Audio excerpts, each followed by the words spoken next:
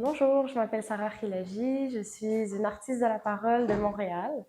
Je suis au festival Hip Hop Cœur Massar 2023. C'est ma deuxième année au festival, j'étais venue en 2022.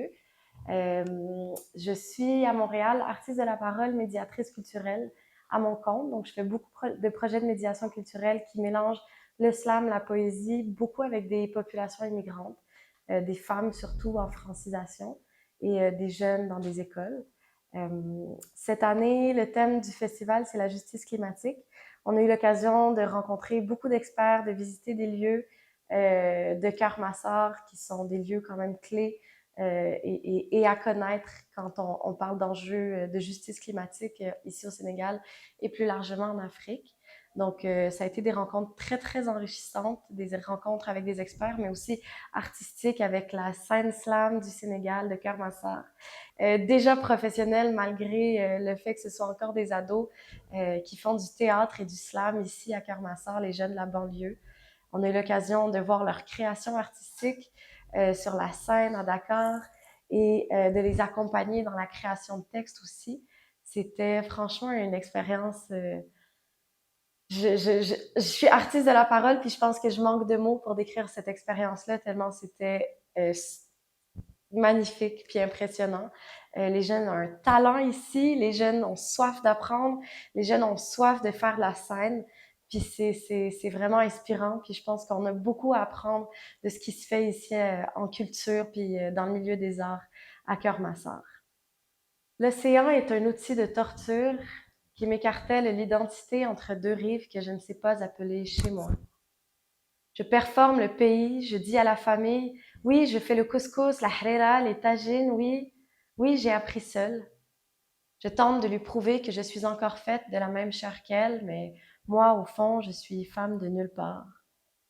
Les mains dans le sable, je tente de retrouver mes racines dans un sol désert et sans ancrage, mais j'ai beau creuser, rien ne ressemble à ce que je suis.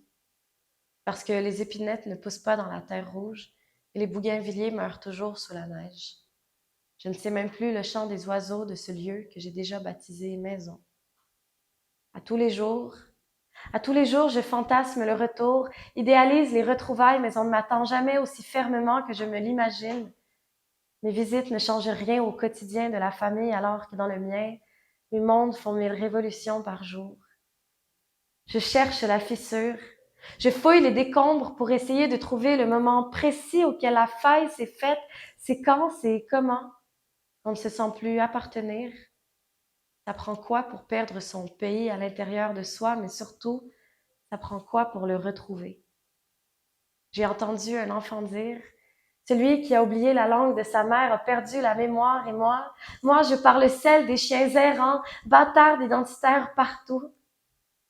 Entre ma grand-mère et moi, la langue est une frontière pour laquelle nous n'avons jamais obtenu de visa et je ne sais pas nager jusqu'à elle. Nous nous noyons à tous les jours dans nos silences. Les yeux de ma grand-mère sont des nappes phréatiques qu'on a vidées de ce qui faisait d'elles ce qu'elles étaient. Les yeux de ma grand-mère sont un désert. Je les cherche dans ses prières, mais même nos regards ne savent pas se parler.